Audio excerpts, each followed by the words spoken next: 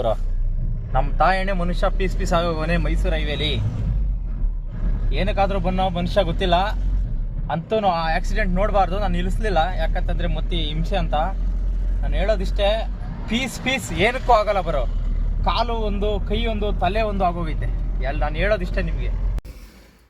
Welcome to PNCK trip vlogs.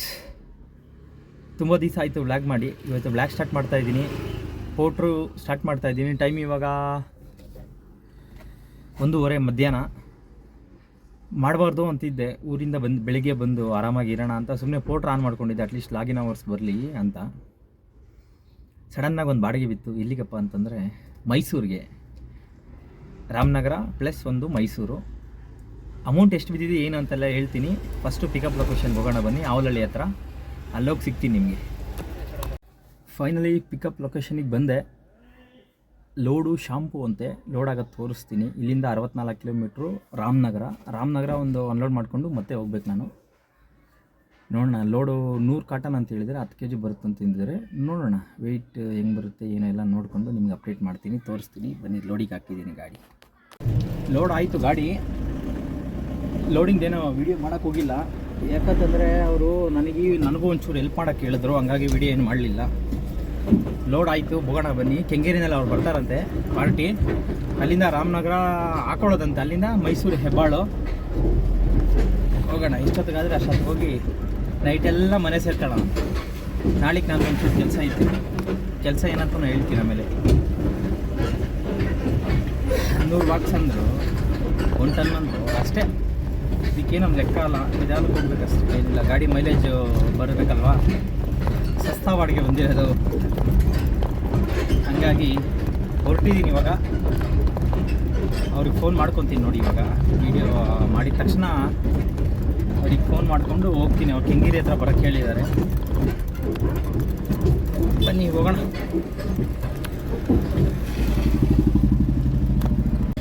ಮಧ್ಯಾಹ್ನ ಹೊತ್ತಲ್ಲೂ ಬೆಂಗಳೂರಲ್ಲಿ traffic ನೋಡಿ ಹೆಂಗಿದೆ ಟ್ರಾಫಿಕ್.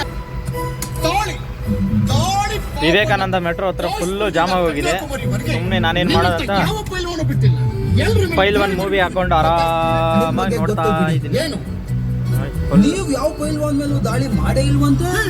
ದಾರಿ ಹೋಗೋ ಬರೋರು ಜ್ಞಾನ ಭಾರತಿ ಹತ್ರ ಒಂದೇ ಹೊಟ್ಟೆ ತುಂಬ ಹಸಿತಾ ಇತ್ತು, ಅದಕ್ಕೆ ಊಟ ಮಾಡ್ಕೊಂಡು ಹೋಗೋಣ ಅಂತ ಹೋಗ್ತಾ ಇದ್ದೀನಿ. ಅವ್ರು ಮುಂದೆ ವೆಯ್ಟ್ ಮಾಡ್ತಿದ್ದಾರೆ. ಇಲ್ಲ, ನನಗೂ ಅಡ್ರೆಸ್ ಗೊತ್ತಿಲ್ಲ.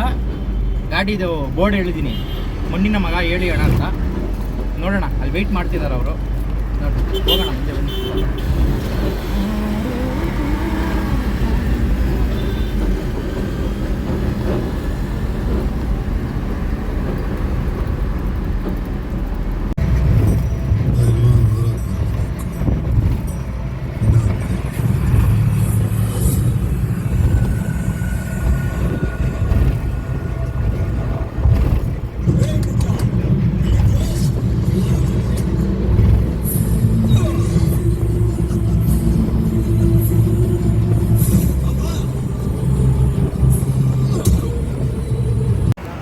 ಪಾಂಡುಪುರ ಹತ್ರ ಬಂದೆ ಇವಾಗ.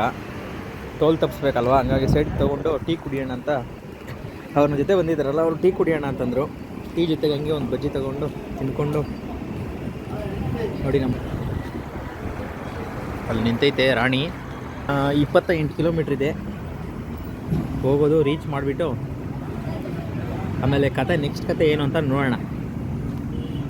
ಮೈಸೂರಲ್ಲಿ ಸಿಗ್ತೀನಿ ಬನ್ನಿ ಫ್ರೆಂಡ್ಸ್, ಬಾಯ್. ಫೈನಲಿ ಈಗ ಮೈಸೂರು ರೀಚ್ ಆದೆ. ಇಲ್ಲಿಂದ ರೈಟ್ ತೊಗೊಂಡು ಔಟರ್ ರಿಂಗ್ ರೋಡಲ್ಲಿ ಹೋದರೆ 6 ಕಿಲೋಮೀಟ್ರ್ ಹೋದರೆ ಅನ್ಲೋಡ್ ಪಾಯಿಂಟು. ಈಗ ಕೊಲಂಬಿಯಾ ಸಿಗ್ನಲಲ್ಲಿ ರೈಟ್ ತೊಗೊಂಡ್ರೆ ಲೊಕೇಶನ್ಗೆ ಹೋಗ್ತೀವಿ.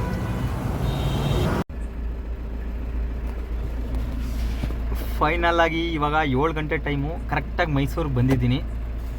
ಗಾಡಿ ಅನ್ಲೋಡ್ಗೆ ಹಾಕಿದ್ದೀನಿ, ಇನ್ನೂ ಆಫ್ ಮಾಡಿಲ್ಲ.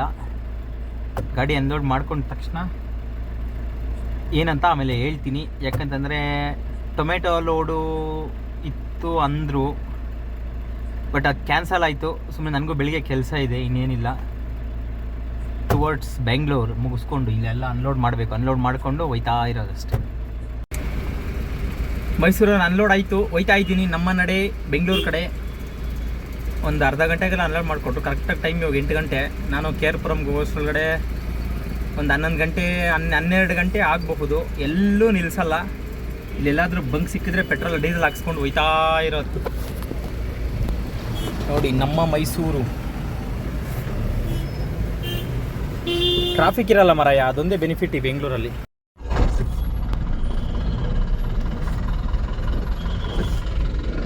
ಪೊಲೀಸ್ ಅವನೇ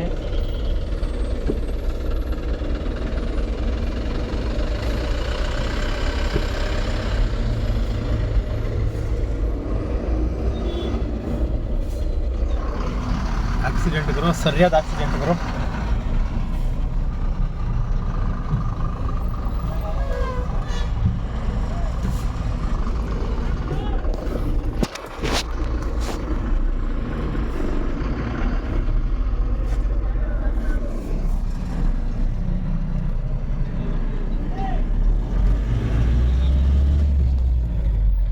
ಗುರು ಪೀಸ್ ಆಗೋಗವನ್ ಗುರು ಮನುಷ್ಯ, ಏನಿಲ್ಲ ಗುರು. ನಮ್ಮ ತಾಯಣ್ಣೆ ಮನುಷ್ಯ ಪೀಸ್ ಆಗೋಗವನೇ ಮೈಸೂರು ಹೈವೇಲಿ. ಏನಕ್ಕಾದರೂ ಬನ್ನೋ ಮನುಷ್ಯ ಗೊತ್ತಿಲ್ಲ. ಅಂತೂ ಆ ಆಕ್ಸಿಡೆಂಟ್ ನೋಡಬಾರ್ದು. ನಾನು ನಿಲ್ಲಿಸ್ಲಿಲ್ಲ, ಯಾಕಂತಂದರೆ ಮತ್ತೆ ಹಿಂಸೆ ಅಂತ. ನಾನು ಹೇಳೋದಿಷ್ಟೇ, ಪೀಸ್ ಏನಕ್ಕೂ ಆಗಲ್ಲ ಬರೋ. ಕಾಲು ಒಂದು, ಕೈ ಒಂದು, ತಲೆ ಒಂದು ಆಗೋಗೈತೆ ಎಲ್ಲ. ನಾನು ಹೇಳೋದಿಷ್ಟೇ ನಿಮಗೆ. ಈಗ ಕರೆಕ್ಟಾಗಿ ಚನ್ನಪಟ್ಟಣ ಬಿಟ್ಟು ಹೋಯ್ತಾ ಇದ್ದೀನಿ. ರಾಮನಗರ ಇನ್ನೊಂದು 12 ಕಿಲೋಮೀಟ್ರ್ ಇದೆ. ಒಂದು 10:30 11 ಗಂಟೆ ಅಷ್ಟೊಳಗಡೆ ರೂಮಿಗೆ ಹೋಗ್ಬಿಡ್ತೀನಿ. ಮೈಸೂರ್ದು ಬಾಡಿಗೆ ಎಷ್ಟು ಬಿತ್ತಪ್ಪ ಅಂತಂದರೆ 6,300 ರೂಪಾಯಿ ಬಿತ್ತು. ನನಗೆ 6,066 ರೂಪಾಯಿ ಕೊಟ್ಟಿದ್ದಾನೆ ಕಮ್ಮಿ. ಅದೇ ನನಗೆ ಗೊತ್ತಿಲ್ಲ, ನಾನೇನು 150 ರೂಪಾಯಿ ಕಮಿಷನ್. ನಾನು ಔಟ್ ಸ್ಟೇಷನ್ ಬಾಡಿಗೆ ಬಗ್ಗೆ ಅಷ್ಟೊಂದು ಐಡಿಯಾ ಇರಲಿಲ್ಲ ನನಗೆ. 6,055 ರೂಪಾಯಿ ಕೊಟ್ಟಿದ್ದಾನೆ. ಅವರು ಕಸ್ಟಮರ್ ಒಂದು 800 ರೂಪಾಯಿ ಕೊಟ್ಟರು ಎಕ್ಸ್ಟ್ರಾ. ಫಸ್ಟೇ ಮಾತಾಡಿದ್ದೆ 500 ರೂಪಾಯಿ 300 ರೂಪಾಯಿ ಎಕ್ಸ್ಟ್ರಾ ಕೊಡ್ಬೇಕಣ್ಣ ಅಂತ ಹೇಳಿದೆ. ಸರಿ ಆಯಿತು ಕೊಡ್ತೀನಿ ಅಂತಂದರು. ಮತ್ತು ಅವ್ರು ಫೋನ್ ಮಾಡಿಬಿಟ್ಟು ಎಲ್ಪ್ ಮಾಡು, ನಿನ್ನೊಂದು 500 ರೂಪಾಯಿ ಕೊಡ್ತೀನಿ. ಎಷ್ಟು ಕೊಡಬೇಕಂದ್ರು. ನಾನು 500 ರೂಪಾಯಿ ಕೊಡಬೇಕು ಅಂದರೆ 2 ಪಾಯಿಂಟಲ್ಲಿ ಹೆಲ್ಪು, 1 ಪಾಯಿಂಟಲ್ಲಿ ಅನ್ಲೋಡಿಂಗ್ ಹೆಲ್ಪು.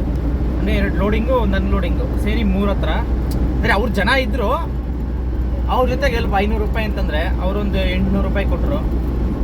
ಆದರೆ ನನಗೆಲ್ಲ ಒಂದು 7,350 400 ರೂಪಾಯಿ ಆಯಿತು. ಇದೊಂದು 6,000, ಅದೊಂದು 800, 6,800 ರೂಪಾಯಿ.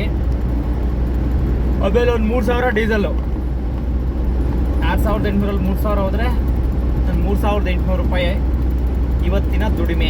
ಟೋಟಲ್ ಅರ್ನಿಂಗ್ಸ್ ಬಂದು 6,800 ರೂಪಾಯಿ. ಮಧ್ಯಾಹ್ನ 1:30ಇಂದ ನೈಟ್ 11 ಗಂಟೆ ತನಕ ಉಳಿತಾಯ ಒಂದು 3,500 ಉಳಿತಾಯ. ನಾನು ಮಾಡಬಾರ್ದಂತ ಮಕ್ಕೊಂಡಿದ್ದೆ ಇವತ್ತು.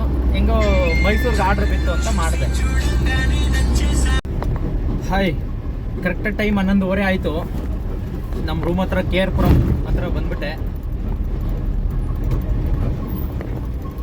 ನಾನು ಹೇಳೋದಷ್ಟು, ಈ ವ್ಲಾಗ್ನ ಇಲ್ಲಿಗೆ ಎಂಡ್ ಮಾಡ್ತಾ ಇದ್ದೀನಿ. ಯಾರಾದರೂ ಸಬ್ಸ್ಕ್ರೈಬ್ ಮಾಡ್ಕೊಂಡಿಲ್ಲ ಅಂತಂದರೆ ಸಬ್ಸ್ಕ್ರೈಬ್ ಮಾಡ್ಕೊಳ್ಳಿ.